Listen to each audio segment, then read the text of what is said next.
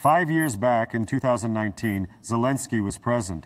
Has it been 6 years already? I apologize. It has been 6 years since he was elected in 2019. This is probably not the White House, but another discussion platform.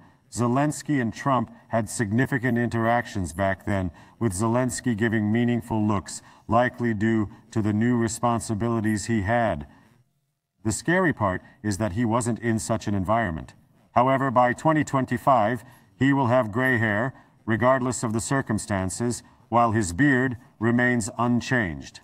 Instead of the suit he hasn't worn for a long time, he now wears camouflage, claiming to support the military with this. By observing his body language, it becomes evident that Zelensky has transitioned from a timid and uncertain individual to a self-assured and capable leader. Zelensky appears. Whether it's good or bad, his country has been affected positively and negatively. That's a separate issue, but the 6 years that have passed seem to have taught Zelensky a lot. Was the conflict planned or not? It could have come from either side. Some claim it was orchestrated by Trump's team, while others say it was Zelensky's intention. He says he has arrived.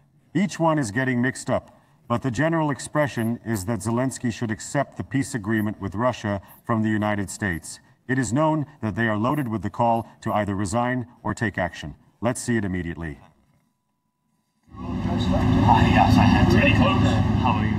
The echoes of the Trump-Zelensky meeting, which concluded in crisis at the White House, are still ongoing. Ukrainian President Volodymyr Zelensky faced harsh accusations from U.S. President Donald Trump and Vice President G. Divins in the Oval Office. Even he faced humiliation. He was accused of ingratitude, criticized for not accepting an urgent ceasefire despite having no leverage, and was ousted from the White House.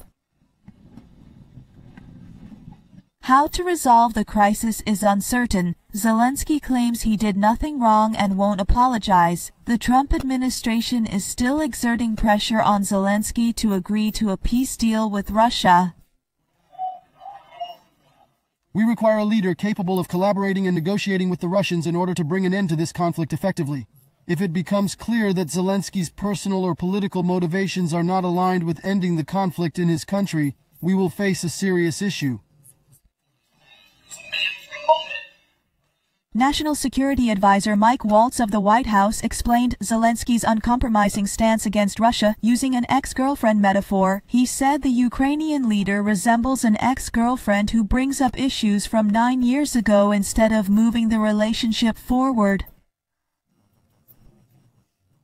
Mike Johnson, the Speaker of the U.S. House of Representatives, urged Zelensky to resign. During his appearance on NBC's Meet the Press, Johnson stated that Zelensky must either get his act together and return to the negotiating table, or someone else will have to manage Ukraine and do it instead.